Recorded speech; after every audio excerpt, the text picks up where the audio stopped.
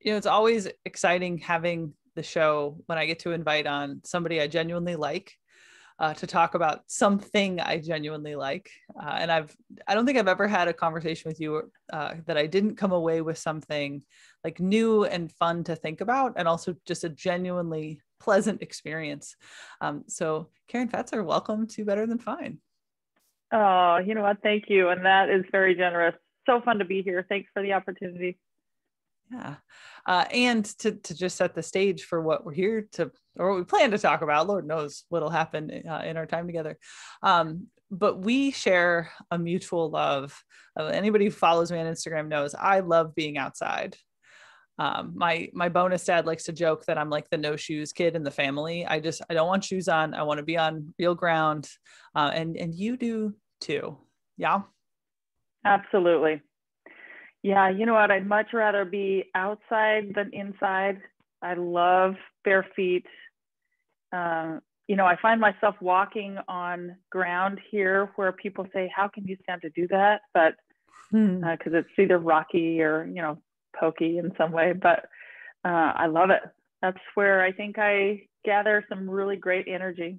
So yeah. Oh man. Yes. I love, well, first off, just share for the listener, where is here?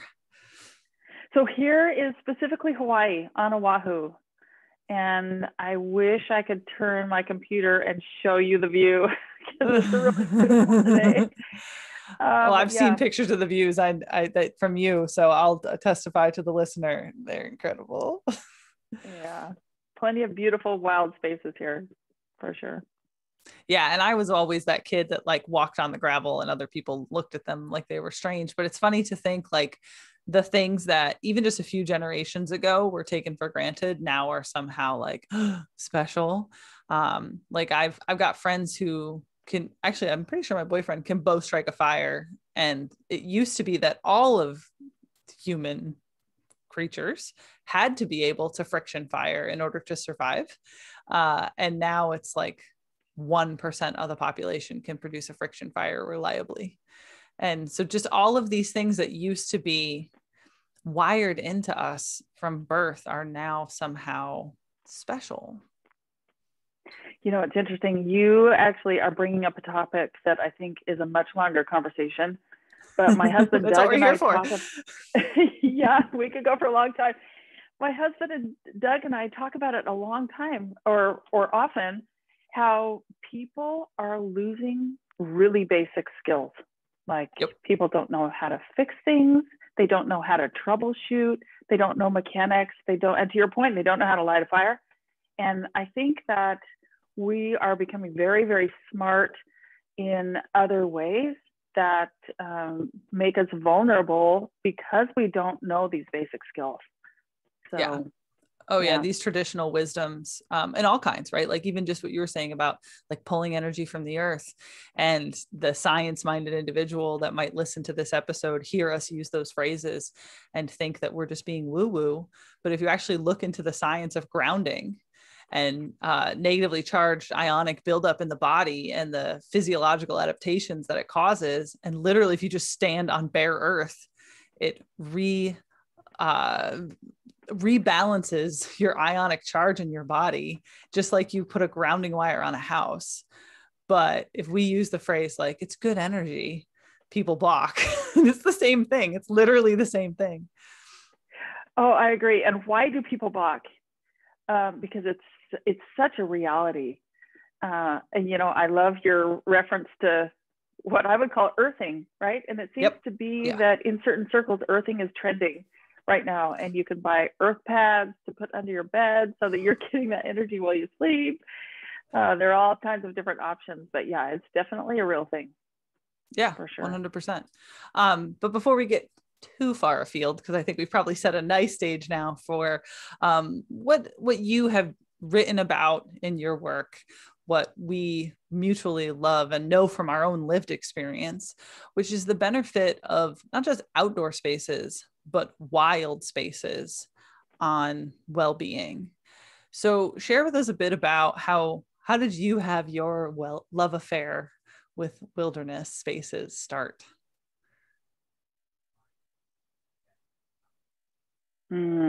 Yeah, you know what? Thank you for asking. So I can't remember a time literally where I did not love wild spaces and where I didn't feel like the wild space was totally integrated into my DNA, my love for wild spaces. And as I was thinking about it in anticipation of this conversation, I thought I was very fortunate to grow up with parents who also both loved wild spaces. And so clearly we are significantly influenced by the attitudes of our caregivers about things like this. So our family vacations growing up centered around doing things in the outdoors. So we would go backpacking for a week, or we would go on horseback trips where we all rode our individual horse up into mountains into a corral, and we'd stay for a week and cook in the Dutch oven. And yeah, it was so cool. And so that's what I've always known. And my mom was also very, I'm not sure if the term is hands off, but she would let us get down and dirty. And we would come home filthy because we had played in all the puddles and we had dug in the dirt and we had probably eaten some of it. And wild Good plants. For your gut. Yeah, exactly. And she encouraged all of that. So consequently, I have no fear and no intimidation about being in the out of doors, other than the healthy recognition that the out of doors is, there are forces in the out of doors to be reckoned with, and you need to prepare and be aware of those. But otherwise, it's such a happy place for me. You bring up so many wonderful things. Like the first thing that came to mind as you were talking about your childhood outdoors is, of course, my childhood outdoors. And some of my favorite childhood memories are my dad taking us to our like ancestral family land, which unfortunately we don't have anymore on that side of the family, but like sleeping out on the ground and camping out on the ground on hot nights in August next to like the pond where we would fish for our dinner. And wow. That, like you're describing, just getting real dirty and into it was baked into our lifestyle because we were farm kids. Like we didn't have a farm, but generationally my parents were farm kids. And of course you got dirty. That was part of survival and subsistence. Yeah. I love that you bring up the point that you slept next to the lake where you fished for your dinner. Mm-hmm. And I think that's one thing that I love so much about the out of doors is that you need to be very self-sufficient, and that if you're prepared, the out of doors actually provides for you in these wonderful, beautiful ways.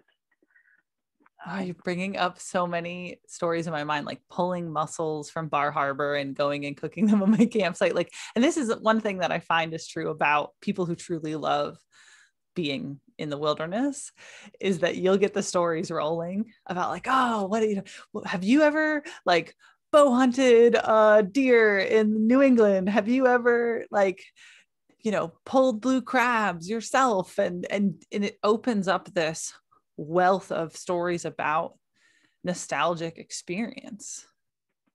Yes, I agree. And I was thinking about this. I could talk for days around a campfire about all of these things and how wonderful that setting is for drawing those stories out, and how those stories represent so much positive energy, relationships, self-sufficiency, self-efficacy. All these things come out in these stories and these experiences with these wild spaces.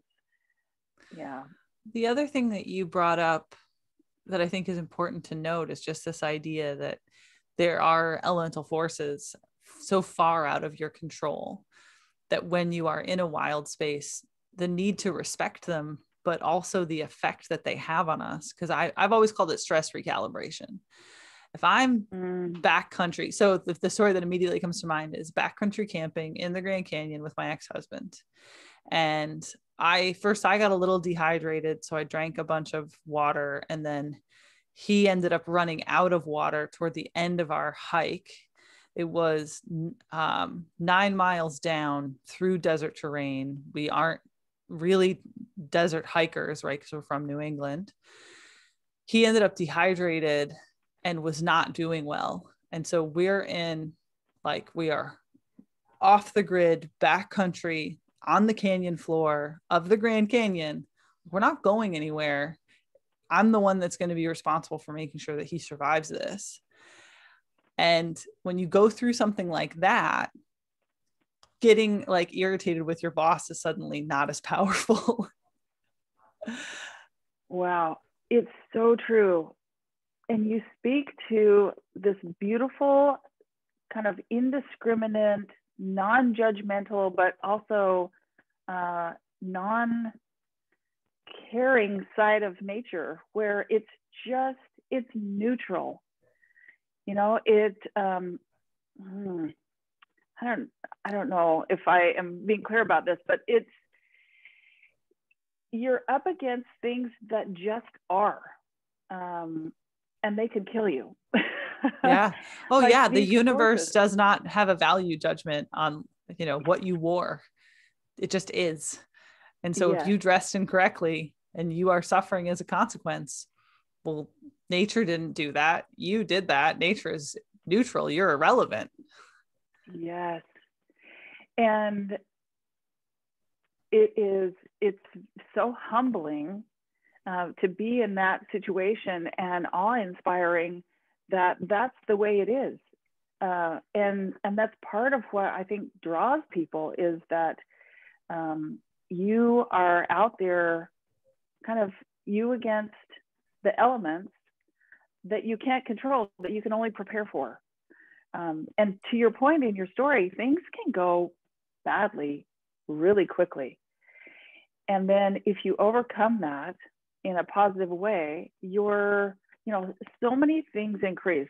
So your self-efficacy increases, your resilience increases, your confidence in your abilities. And then to your point, it just makes some of these other things that we get so stressed about so irrelevant. It just puts them right in perspective so well. Yeah. And so for the non-psych trained listener, self-efficacy is your ability and belief that you can have a goal, have something that you want, you can shape your reality through your own effort, right? That you've got the skills to pay the bills. And I think one thing that happens when you go through any challenge in nature, whether it's a hike that was just like a little too long for you or something you weren't quite sure you could do, and you get through it, right? And then you learn some invaluable lessons about next time, but it also increases self-efficacy through the fact that you got through it. It's like, oh, I can handle more than I thought, but maybe I don't want to have to handle that much next time. Let's learn some new skills that'll make it better in the future. Absolutely. And that was a great definition of self-efficacy, I think. And to your point, you have these experiences that then you either prepare for and do again, or you avoid. Because you know better. Yeah. Well, I think we're hitting on a lot of the themes of how these outdoor experiences benefit well-being, right? Like the connection with others, the awe and self-transcendence of being in spaces that are just make you feel small and insignificant, but also universally part of something. They build our self-related skills. What am I missing? What else? Well, you know what? I love the way you touch on awe, where you feel humbled at the same time that you feel a part of something bigger. And I think those two things happening together are really, boy, it's really an incredible experience. It's hard to define, but when you feel it, it's a little overwhelming. But yeah, that's a big one. And then let's see. I wrote down a couple notes because I feel like these things are so important. I'm with you. Yeah. You know what? I think there's a heightened sense of self-awareness when you're in the wilderness. And there's an awareness of, again, how small and insignificant you are at the same time that you are part of this beautiful, large, powerful, immense planet with all of its wonderful and dangerous forces. Let's see. I was recently reading Vastness, yeah. Kelly McGonigal's Joy of Movement. And she was talking about the way that our neurology functions different when we're in nature. And they've measured this in fMRIs, which also is just incredible. The fact that we can measure this stuff anymore. Cause right. Like those of us who grew up in the dirt have already known like, oh yeah, I feel different when I've been outside. Yes. But that like you have more neuroplasticity, right? Your default mode network is actually shown Resner to be calmer, right? You have lowered blood pressure and lowered resting heart rate. There's all these like physiological effects as well. And we know biology plays a big role in how we measure and experience well-being. Like if you don't feel as good, you don't feel as good. That's not my most brilliant sentence right there, but it's true. Yeah, you know what? It is true. And to your point, it is measurable. And it's so exciting that science is deciding now to measure these things, and how, like we were talking about, earthing is a thing and foresting is a thing. And how talk about foresting. Measure this tranquility and peace. You know, I'm not the best source to talk about this, but what I understand is it's been happening in Japan for centuries, probably, right? And to your point, those of us who recreate in the out of doors and de-stress in the out of doors, we know the impact that it has on us. But we may or may not be able to quote the studies that or the objective data. Well, it wasn't that long ago that the studies and the objective data didn't even exist. It was just like, yeah, take my word for it. Come on, let's get muddy. Yes, exactly. So it's like meditation. Oh yeah, yeah, that's another subject. So now they're finding. We could just, yeah, exactly. But yeah, so they're finding that it foresting specifically, so spending time in forest, and it has to be specifically forest is the way I understand it. So it has to be around trees. Actually shows that people will de-stress. They'll feel more peaceful. They'll feel more tranquility. They have determined that obviously there's more oxygen in forests, which then feeds us. So lots of benefits. Yeah, I think in some of the research, they've actually used it like a treatment protocol for depression in comparison with, more traditional depression therapies like talk therapy and drugs. And they're seeing, a greater than placebo response from go out in the woods for 15 to 20 minutes a day. And even in urban wooden environments, there are studies showing that they are of benefit. So I think one of the common resistance points is like, well, I can't get out that far that frequently. Like, just because you can't get the optimal effect doesn't mean you can't get like a minimal effective dose of go outside and go for a walk. Yes. Oh boy. Okay. So you bring up two different points. One is that civilization is actually surrounded by nature. So nature was here first, and we built into nature. And so all you have to do to get into nature really is go outside and look up.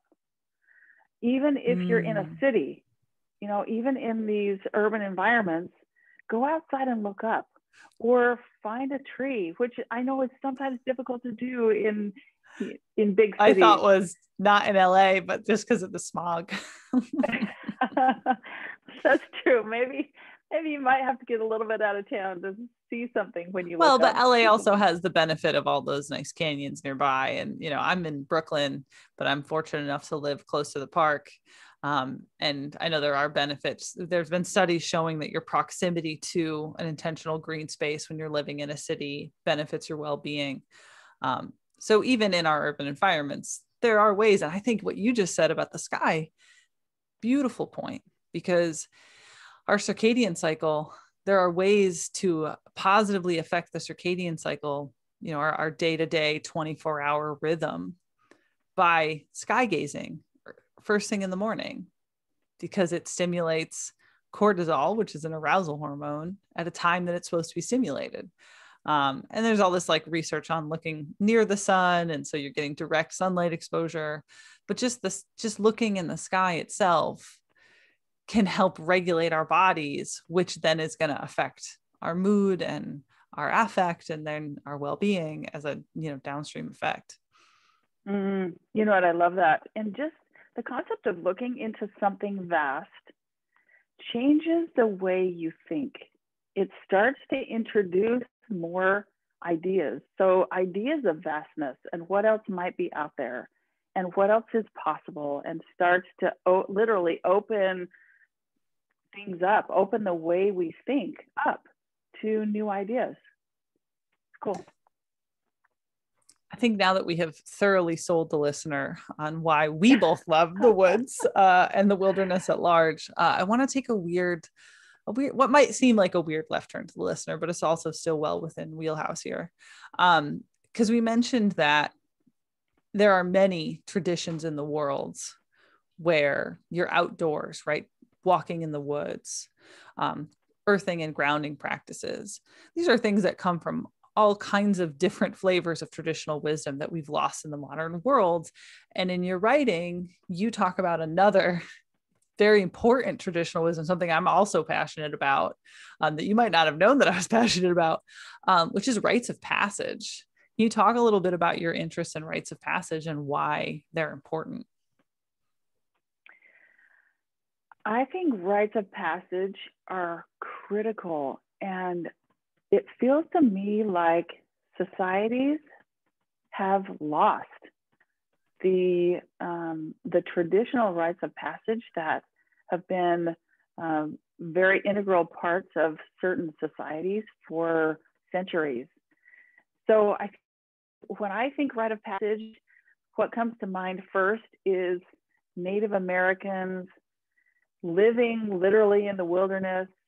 And my understanding of that rite of passage is that at a certain point, a member of the community or tribe or society, whatever word feels like it fits best, gets to a point where they realize that it's time for them to transition from being a member of the community who is primarily a user or a taker of benefit in that community to a place where they can actually provide benefit and add value. And so they get to that transition point, and my understanding again is that they leave this community and they go experience something usually alone, where they overcome adversity, they become much more self-aware, they learn skills that they didn't otherwise have. And then after this transition period, they come back and re-enter the community essentially as a different person and a new person. And this time it's someone who can add value and who builds that community and enhances the lives of everyone in that community. And I just love that concept. And again, I think we've lost it. Oh, I yeah. know that wilderness experiences can help provide that, but yeah. I love that framing. I love the idea, because I've heard other framings of it. I've heard that it's the moment where you are responsible for yourself, but I've never heard it described as the moment that you move from a taker to a giver. And because I've always heard it as an emphasis on self-sufficiency. But I think the importance of the framing that you're proposing is that it's contribution to community. And I agree with it, these elements of learning that you are responsible for yourself, gaining additional self-awareness. I'm a big believer in, messages from the universe pointing you in a given direction, even if that message came from your own brain, still part of the universe. And the idea that it is so that you can better whatever it is that you're a part of is an important element that I haven't heard discussed before. And I've consumed a fair amount of media and literature on this topic. Oh, wow. Yeah, you know what? I think that is one of the central components of this concept of rite of passage, is that you do get to the point where you are a contributor. And part of being able to contribute is being self-sufficient.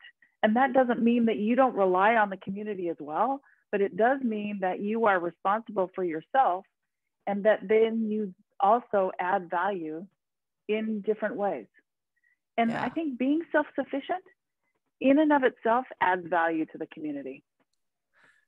I think you bring up a cool point here, the difference between like codependence and interdependence, because you can be self-reliant and choose to be interdependent with another, right? Like you and your husband, as far as I've ever been able to tell, are incredibly capable individuals. And if you had to, you could hack it alone.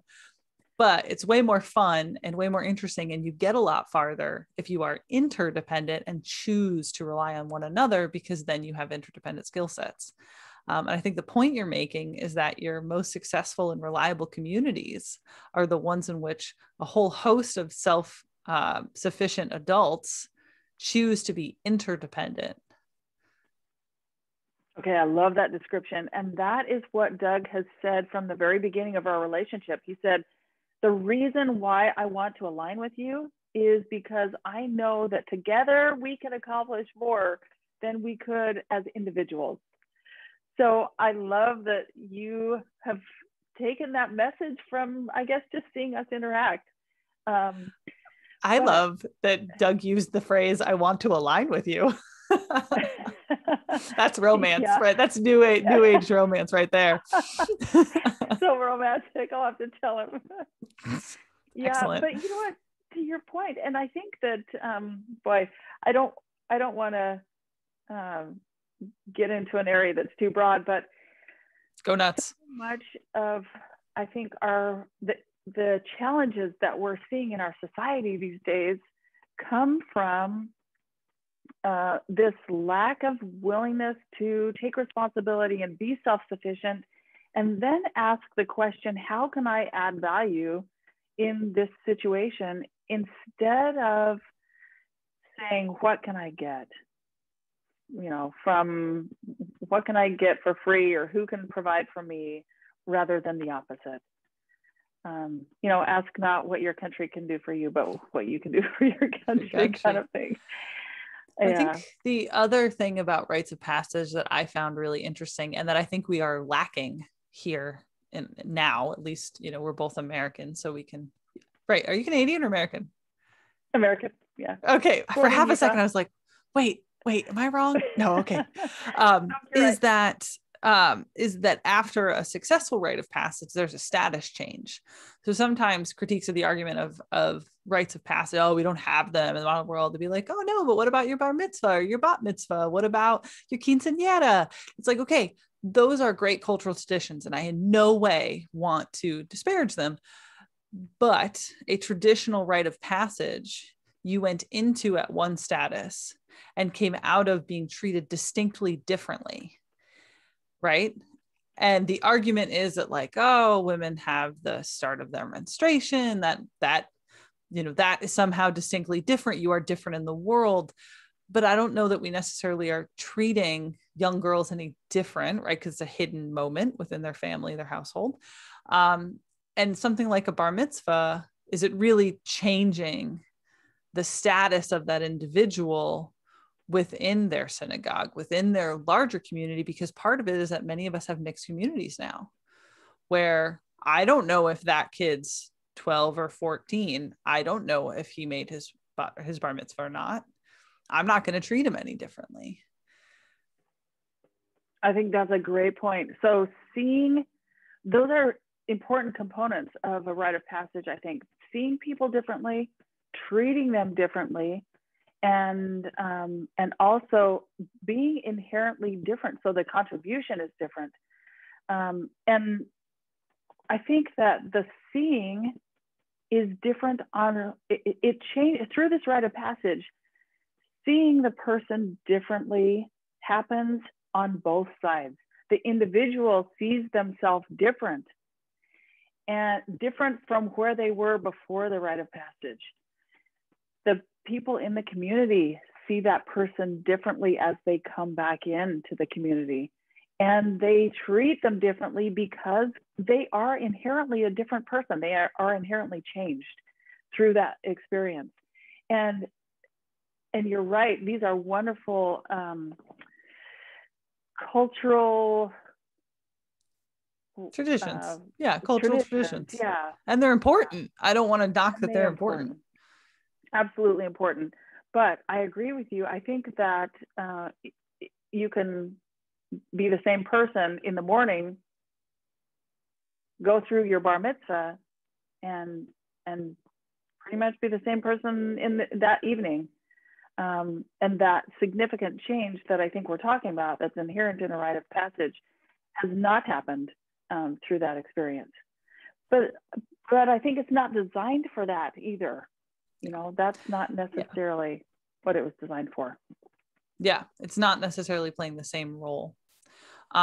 So what do you think is like, do we create rites of passage? Do we facilitate them? Because I do know, tertiary, I don't know them directly, but I know a number of people who, through my network, who facilitate rites of passage, typically for, late adolescents, boys primarily, or right now it seems like mostly millennial men, but taking adult men out in the woods who've like struggled in their adulthood to facilitate a delayed rite of passage. And they're left alone in the woods after getting some skills training, for 3 days to fast and like commune with nature as almost like an artificially facilitated rite of passage within themselves. And I think it's an interesting set of concepts, but I don't know if that's the answer. And I'm curious what your thoughts are. Yeah, I think that's a great question. So the research that I did in preparation for the writing of my capstone, which, as you know, was on the transformative nature of nature, talked about those types of things. So creating this rite of passage for people where they do very deliberately take people into nature, into the setting where they will be challenged, where their concept of self is challenged and it's changed, and where they do experience. Sorry about that airplane behind me. That's okay. I can't hear it, so I think we're good. Okay, good. Okay, let's roll with it. Okay, we'll roll with it. Where they do experience that hardship, that increases self-awareness, and I think that self-awareness is the first step in transformation, or that kind of a transformative change that I think is possible. So I look at that as a potentially very, very valuable experience, and love the idea of having that widely available for people who are interested in experiencing something like that. I think that I am a member of the Church of Jesus Christ of Latter-day Saints, and that as part of growing up in that tradition, young people serve missions. And a mission consists of, if you're female, it consists of leaving home when you're 19 years old, and you spend 18 months in a location designated by the leaders of the church. So you get an official call that says you have been hereby called to serve this mission in this location for this amount of time. So females, it's 18 months. For young males who leave at 18, it's 2 years. So they'll be gone from 18 to 20. And this experience focuses on teaching people about Christ. Throughout that experience, one of the things that is so profound is that their entire focus is on other people rather than themselves. And you find that after years of doing this, the young people come back changed. It's really amazing. And I have a couple of nieces and nephews who have participated in that. And actually, I had the experience as well. So I served the mission when I was It was a different age. I was 21 at the time. But you come back changed because you've spent so much time focusing on other people and their needs and their feelings and their wants and their psychology. And it's not about you anymore. And you start to realize where you fit into a greater whole and how you can contribute. And when you leave, so it fits the rite of passage in so many ways. When you leave, you speak to the congregation and you say, this is what I have committed to do. I'm going to go do it. I'll be back. And they'll see you when I'm back. And then when you get back, you again speak to the congregation about your experience. And the congregation then sees you differently and sees you as a different person and sees the growth, the personal growth that has happened over that time period. And it's a really beautiful thing. And I can speak to the youth in the church who have participated in this and how much value they add to the community as a whole. I think everyone should do something like that, not necessarily, serve a mission for the church, but the Peace Corps, I think, can have a powerful impact. I think serving in the military has a similar impact, certainly. I've got a number of friends that have gone overseas to teach English to school children all over the world. And even for shorter durations, 6 months, 12 months. And, for myself, the time I spent in Thailand studying yoga, I think, it's funny to hear now the paradigm of inclusion of it's for others, because I went to learn the skills so that I could use it to teach, right? And I'm not sure, I'm examining my own potential selfishness in it, but I know that I came back very different than I had left. And just about everyone that encountered me upon reentry had a whoa moment.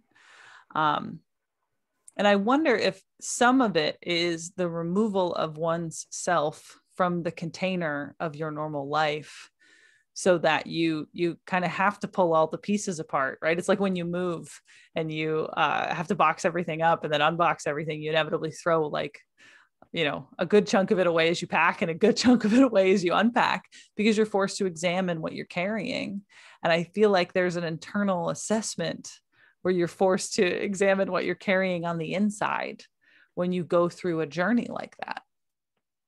I love that analogy. And I think you're so right. So again, some of the research I did for my capstone talked about how taking people out of their normal life, where they are seen by people around them in a certain way and where they fulfill certain roles, and then putting them in a brand new situation where they likely don't have any of the same roles that they had from their prior life, and giving them the opportunity to then say, who am I in this space? And what is my potential? And what are my roles in this space?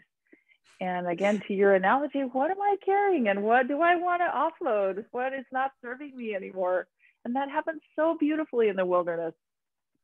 Yeah. And how does the external world react to me if I play the same roles? Because if we think of, typically traditional rites of passage happened at some point in adolescence, right? That was the hallmark of transitioning from, child to contributing adult. And if you function in a child paradigm, playing those roles when you are out in the wilderness alone, you're screwed. Yeah. Whining, dependence, refusal to participate. Yeah, that doesn't go over too well. And there's no complaints department in the wilderness, right? You can't file a complaint against the rain or against the weather that you happen to not appreciate or prepare for. So yeah. Thinking not being proactive. If you're purely reactive, you're not thinking ahead far enough to get your basic needs met. There's so many good examples now I'm spinning up in my head. But I think I would like to believe that we have built a compelling argument for why wild spaces matter. Why do rites of passage matter? How do they actually facilitate our growth? But I also know that there's a fair shake of listeners who are not in a wild space mindset. I can think of at least one of our mutual friends. I've joked with Mesa Gong about coming to visit my new house in upstate New York, and I've got some wild space there. And she's like, I'm good. She's like, I'll come visit, but I don't know that I need to go like hang out outside. Shout out to Mesa when you listen to this episode. She's gonna kill me. Mesa, we love you. And anyone else who is not of a wild mind, we love you too. But I think yes. Karen and I would both agree that we think you should probably try outside on for size. How might you guide that person to get their metaphorical feet wet? Don't get your actual feet wet. That's a really bad thing to do in the wilderness. That's true. You definitely want to try and keep your feet dry for sure. There are so many ways, I think, and you can really scale it to your own personal preference. I think we touched on a few already. So walk outside and look up. And don't just look up for a second, look up for a while. Lay down on the ground and look up. Take it in. Take it in. Walk down and do it in the daytime and the nighttime. Or walk down the sidewalk and appreciate the natural life that is coming through the cracks in the sidewalk. I love that. So I think those are really very simple, kind of non-obtrusive ways to start to appreciate and actually, so start to appreciate nature. I'll finish my sentence, but it reminds me, you know that bumper sticker, start seeing motorcycles? No, I guess I don't have that here. No. like, hey, watch out for the bikers. The bikers in my family, I appreciate that on their behalf. Yes, exactly. So start seeing them, right? Because they're so small, relatively, small on the road, and they're quick and they're agile. And so the bumper sticker, start seeing motorcycles, reminds me of something you could say about nature. Start seeing nature. Start seeing the wild spaces around you, the ones that we built in, we're all inside of a wild space, essentially. We're surrounded by them. So start seeing them is one. But, I think another really effective way to connect with nature without having to get your feet wet is to watch movies that portray nature in really beautiful ways. I don't know if you've seen My Octopus Teacher. Not yet. It's on the queue. Oh, it is fabulous. It's about a personal relationship that a diver has with an octopus. Cool. And it's very intentional. It's so beautiful. Or let's see, Fantastic Fungi was another one that I really appreciated. And you start to understand how intricately interwoven nature is into our own lives, and we may not realize that. Another one is, we just watched this recently, it's called Seaspiracy. And that's on the queue too. It is, I'll tell you, I'll warn you in advance, it is very, very disturbing, extremely disturbing, because I think it shows that we have not been good stewards of our beautiful planet, and it breaks my heart. But one of the messages that I took away from that was how integrally interwoven all of the little tiny things that we don't even think about are into life. So for example, it's about, the movie in itself is about overfishing. And when the fish populations decrease, then we don't have the natural movement of the fish in the water. And without that natural movement of the fish in the water, all kinds of things are impacted negatively. And I had never thought that the motion of the fish in the water was that important. But it's just those little things you don't think about. So watch a movie, anything by David Attenborough, right? The national treasure of the United Kingdom. Yeah. I want to add two things. In terms of gaining respect for nature, I think I really do enjoy and appreciate and value the series alone. And I think one of the incredible things about that series is the way in which it will give you respect for time with others, because you watch the participants on the show suffer psychologically from the absence of the people they love.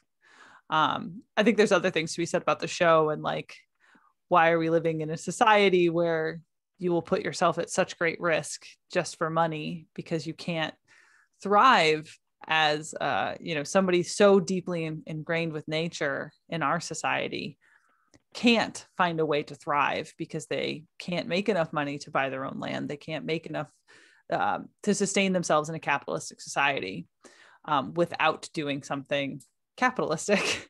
And so that, like, there's other sides to it, but there's interesting perspectives. But it is some beautiful wilderness that they are in all 7 seasons.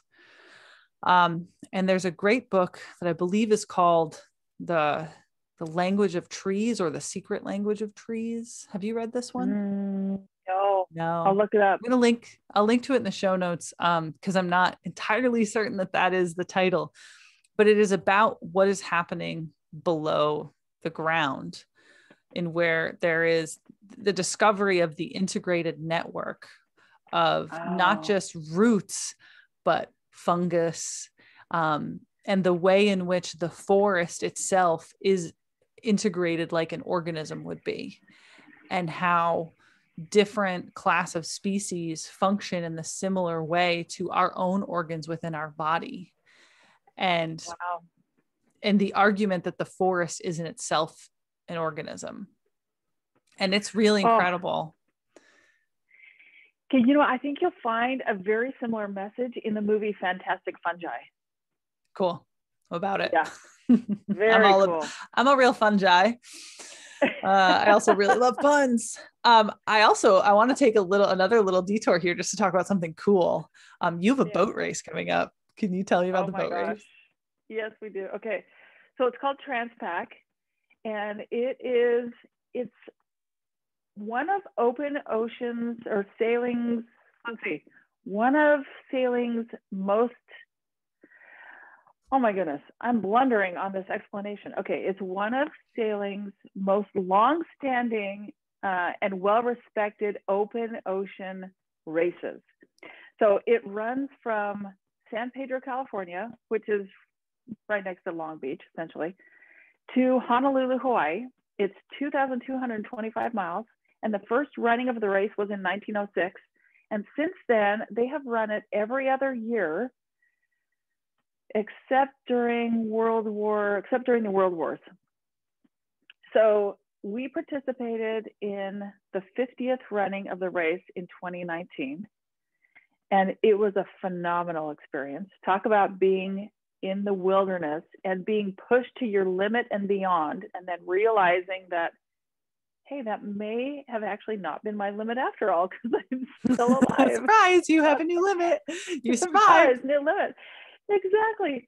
But we're doing it again this year. So it's in July. Our start date is July 17th. We'd love to have people follow us if you'd like. We'll have How can we follow you? On Board Reporter. So it's SY for Sailing Yacht, SY Trader. Trader is the name of the boat, and it's TRADER. So SY Trader on Facebook, and then Trader Sailing on Instagram and Twitter. Great. We'll link to all of that in the show notes, because I want to follow it. That sounds awesome. When does it start? It's pretty amazing. So there are 3 start dates in July. Ours is the 17th. And we happen to be in the most competitive class. And it's because of the size of our boat. So we've got a 70-foot sailboat. And the other boats in the class are owned by people like Roy Disney. So Roy Disney has a boat, Hiwacket. It's beautiful. It just went through all kinds of maintenance and revisions, and it's gorgeous. Anyway, I'm not supposed to drool about other people's boats. Well, but let's throw this out there. You are competing with your 11 person crew? Yeah, so we have a crew of 11 and super excited about it because part of the crew is military veterans. And when we're not racing and when we're not preparing for Transpac, my husband Doug and I run this veteran sailing outreach program here in Hawaii, and we sail in front of Waikiki. It's usually every Tuesday and Friday night, and we cater specifically to veterans and their families because Doug is a retired Marine colonel. He served 30 years in the U.S. Marine Corps, and so he's very passionate about military and veterans specifically. And there's so much benefit from bringing veterans out, and frankly, anyone can benefit for sure. Our population just happens to be veterans, but there's so much benefit in participating in this adventure together. And so we really believe in the camaraderie of adventure and the team building process and teamwork that it requires to sail this monster of a boat. So that's what we do when we're not racing. But back to the race, the team consists partially of military veterans and then partially of aspiring female sailors who happen to be coming from the East Coast. And I love this because I am female and I'm participating in a very male-dominated sport. So sailing is very male-dominated. And I think there are some very apparent reasons for that. But women really do have to struggle to get the same opportunities in sailing that men have. And so we're excited to be providing this opportunity for young aspiring sailors. So they're all in their 20s, early 20s, and they've been racing pretty much their whole lives. And so they know racing and they know sail racing specifically, but they've never sailed anything this big. So it's going to be, I think, a real eye opener because Trader is powerful. It's super cool. I knew it was cool. I knew you were cool. I didn't know you were this cool. If someone is interested, if they're visiting Waikiki and they are interested in the work you do with veterans and sailing, same Instagram handle, same Twitter and all. Yes. Yes. We'd love to have people reach out. We are constantly taking people out on the boat. Love to have guests. At this point, we don't charge. So it's just a service that we provide. And we have found so much benefit in it. It's a really wonderful thing to be able to give back to the community and specifically the military community. So fantastic. Yeah, I'm proud of you. Oh, thank you. Thanks. And I also want to throw out there, we kind of brushed over this point, but the people and the boats that you are competing against have big money behind them, and you're bootstrapping to give opportunity. So shout out to anyone out there that wants to sponsor a sailboat in a race. Oh, I don't know if you're out there, sponsor, but you know how to reach her now. Thank you for bringing that up. We have an Indiegogo campaign. We have a GoFundMe campaign. See what we're doing here? This is so nice of you. We're looking for sponsors, very actively looking for sponsors. We appreciate anything that is thrown our way. Link it in the show notes, my friend. Oh, that's great. Thank you. I'm so glad we brought this up then. And I so genuinely appreciate your time and your energy and also the good work that you are clearly doing in the world to exemplify the ideals that we've already talked about, right? Like the benefit to ourselves and others that we experience when we connect to things that are bigger than ourselves, and the lessons that we've learned out in the wild, separate but together, and now the opportunity to pass that forward. And I think the other thing that I have found with the people who get that wild thing are also the people who are most ready, willing, and able to take someone along with them, because we want to share it and we want to protect it. And you clearly are an example of that ideal. And I want to give you kudos for that. That was super generous. Thank you for that. I think that we just try, you and I both, try to do things that enhance the whole. And I just am inspired with what you're doing. Love your efforts in your podcast, and also your efforts in the health coaching arena. It's wonderful, inspiring. As long as we're, contributing value. Yeah. I think I want to highlight this idea of contributing to the whole. But the other thing I think is really true of people who spend time in wild spaces is the desire to protect the whole. And I think that one of the things you take away with you from the woods, especially when you enter a space where, the woods, you mentioned it with the ocean, the beach, when it's been damaged. And in some places on our world, we're seeing places that it's been damaged irreparably. And you gain a different appreciation for that balance, and that we're stewards. You already said it. We have not been good stewards. And when you spend time connected like that, you feel it, and it changes your perception of your own behavior. And that's, selfishly one of the reasons that I always want to drag people out with me. It's like, no, feel this thing so that you'll recycle more and use less water and get off industrial meat and stop eating garbage. Oh, you know what? I'm so grateful that you brought that up specifically. It's so important to me too. And to your point, the more people experience the beauties of this planet, the more inspired you are to save the planet. And okay, I think that phrase is probably overused. Probably should not have said that in that way. Good. But yeah, to be better stewards. And, Doug and I are super fortunate to be able to live right on the water here in Oahu. But what we also experience is that there's so much garbage that washes up right in front of the house. And we are almost daily pulling plastic, and sometimes big plastic, out of the water right in front of the house. And incidentally, so Hawaii has a program where they call it a bulky item pickup, where you can identify garbage that is too big to fit in your garbage bin, and then they'll come by and pick it up, right? So just picked up this morning on our curb from what we pulled out of the ocean were 2 55-gallon plastic drums. Whoa. That washed up in front of the house.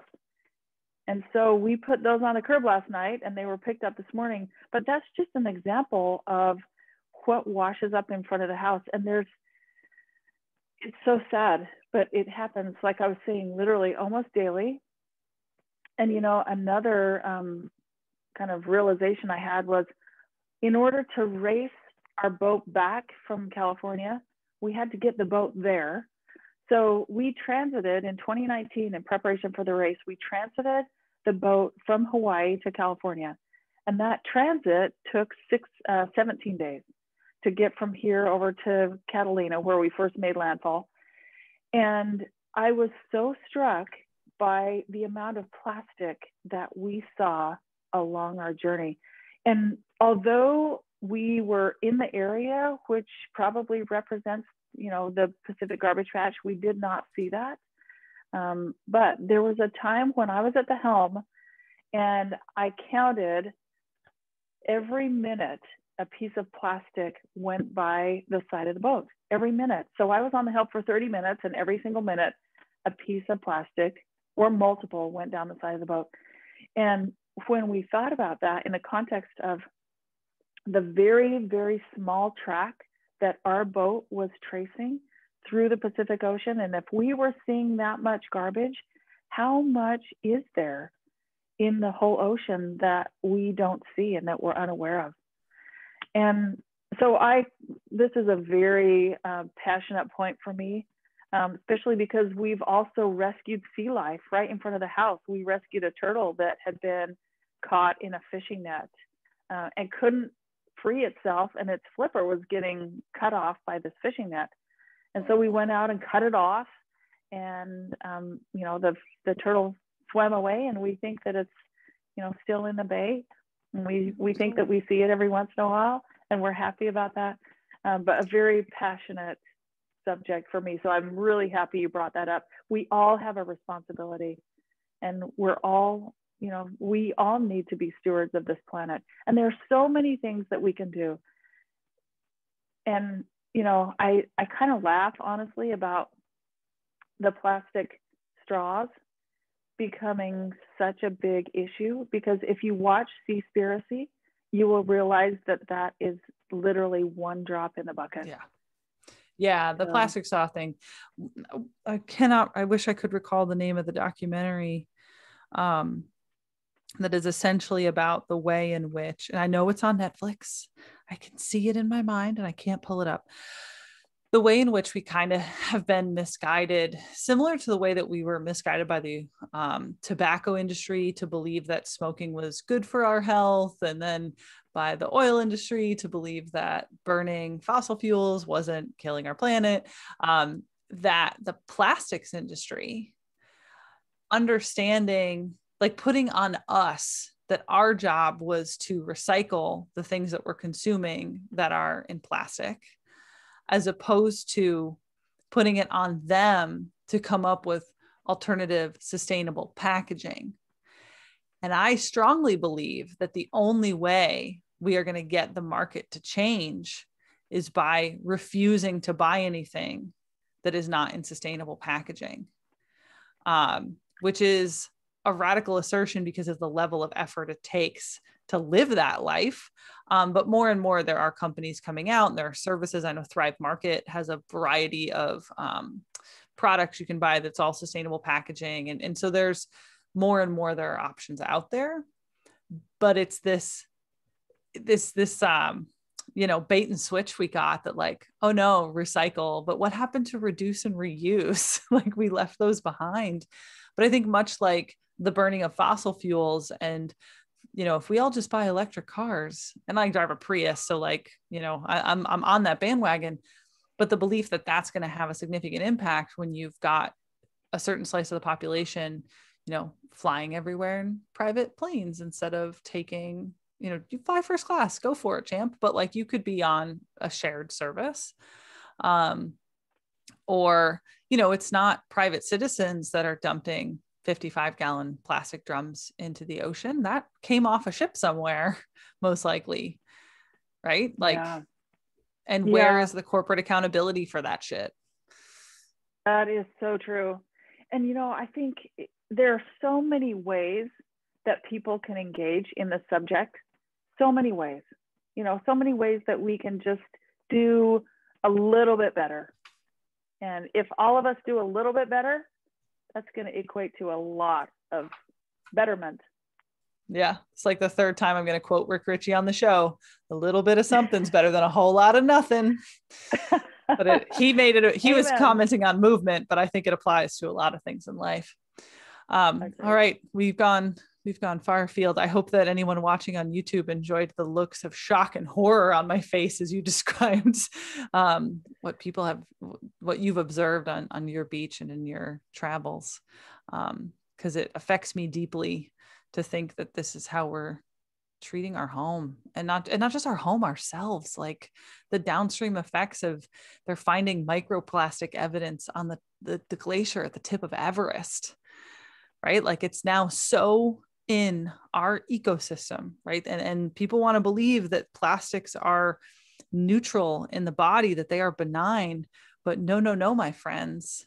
Like, they mimic our estrogen like hormones in our bodies, and now we're seeing plummeting birth rates, increasing birth defects in sex organs in our children. Like, the more we do this, the more we suffer, but we aren't stopping.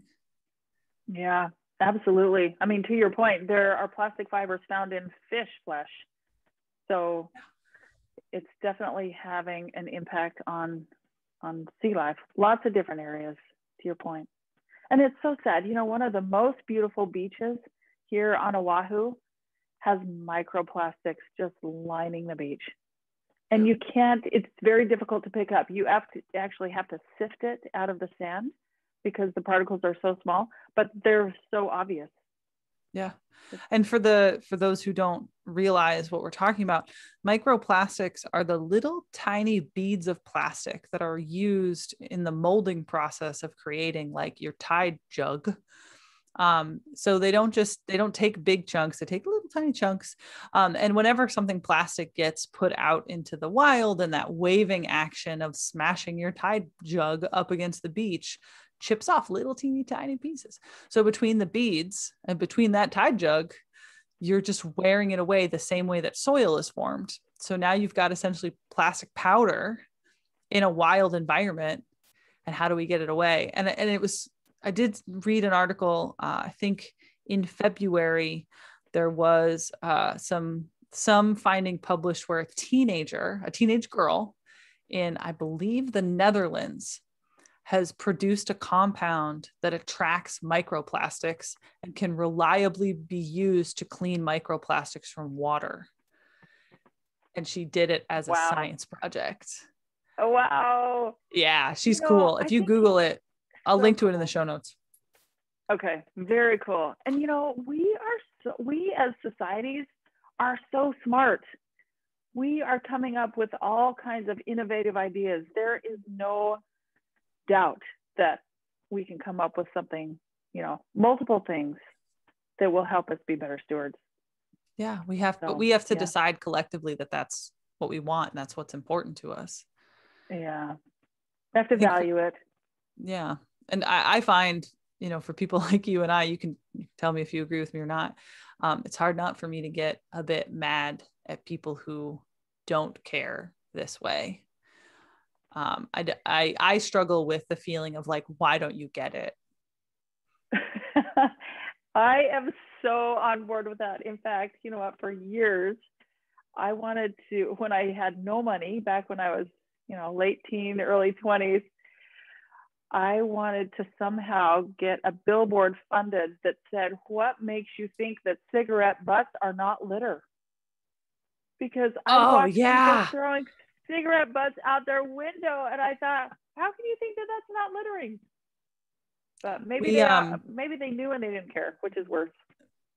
I will confess that in my late teens, early and through my 20s, I was a smoker, and I definitely have tossed them out the window for a number of years. But I was a person that, if you know me now, you would not recognize.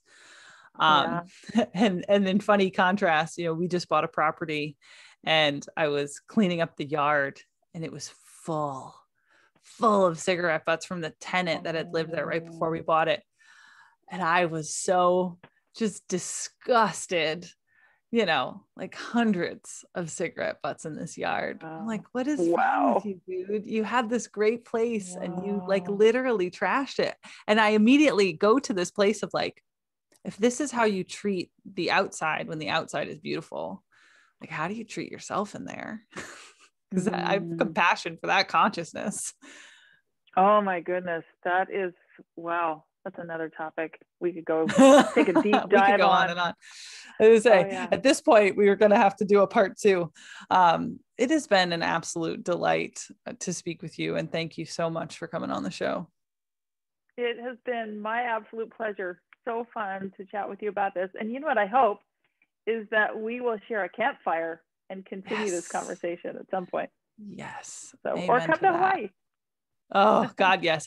Though I would say, if I could ever change one thing about myself, I have horrible, horrible motion sickness.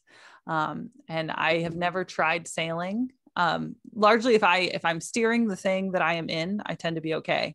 So you're gonna have to teach me how to sail, and then we can experiment with, is that enough predicted control that I don't get sick? And we'll find out the hard way.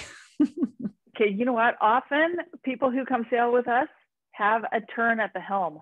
So we can put you back there and you can stand behind the helm of the 70-foot sailboat. Oh my God. See what you think. I think you would love it.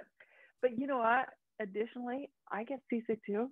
And so the first 3 days of these adventures, I am over the side, throwing up for 3 days. And then on the morning of the 4th day, I feel fine. And then you're fine? Yeah. But I'll tell you, it's pretty hard to stand watch. So our watch is 4 hours on, 4 hours off, 24/7. And boy, when you're seasick and have to drive the boat, talk about finding a new threshold. I'm like, I didn't think I could do that, but have you heard of relief bands? Yes. The little shocky devices? Yep. I wore that 24/7 as long as I could, thinking I'm sure it's going to do something for me. It's going to kick in any minute. And it didn't work? I've tried everything, literally, except you know what I haven't tried, and I need to do it, is the Puma Method. Have you heard of that? No. You might check that out. I don't know a whole lot about it, but apparently there are some exercises that you can do where you can induce this same sense of motion sickness, which doesn't that sound lovely? Yeah, I would say that sounds horrible. Okay, check. Yeah, okay, check. And you do that for maybe 20 minutes a day. And so you need to be consistent for about 14 days, after which supposedly you're cured of motion sickness. Like you like train your nervous system. That's interesting. Exactly. So Puma Method, that be your nervous system? PUMA. Yeah. But I also will throw out for the listener, because relief bands, which are we're gonna have so many links in our show notes, Karen. Look how cool we are. Relief bands they use the acupressure point on the wrist, but they provide a light electronic stimulation like you'd get in physical therapy into the acupressure point.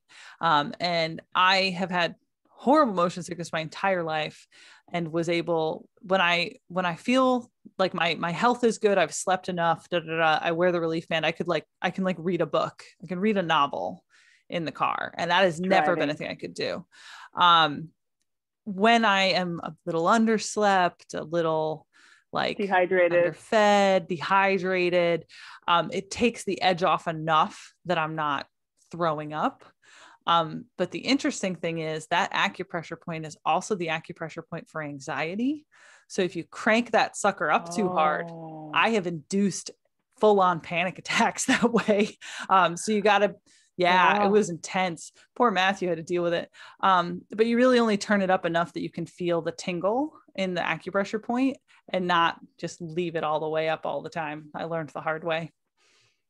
Oh, okay. That's so interesting you say that, because when I was trying it, and I tried it several times on our training runs, and I would turn it up almost to as high as it would go.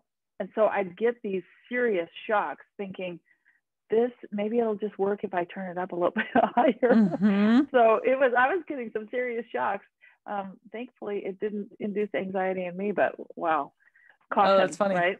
The other thing was it made my hands kind of useless. So I would imagine it would be hard sailing. Like when it's full on, it was making my like pinky fingers go numb. Oh, interesting. Okay. I didn't have that experience at all, but you're right. I mean, you cannot have your hands compromised for sure. No. Well, I think we have given everyone enough to ponder. Links in the show notes. Be sure, if you're in a position to support the trader on its journey, you can find a link to the GoFundMe in the show notes. And thank you, Karen. Oh, you know what? Thank you so much for that. It's been a pleasure.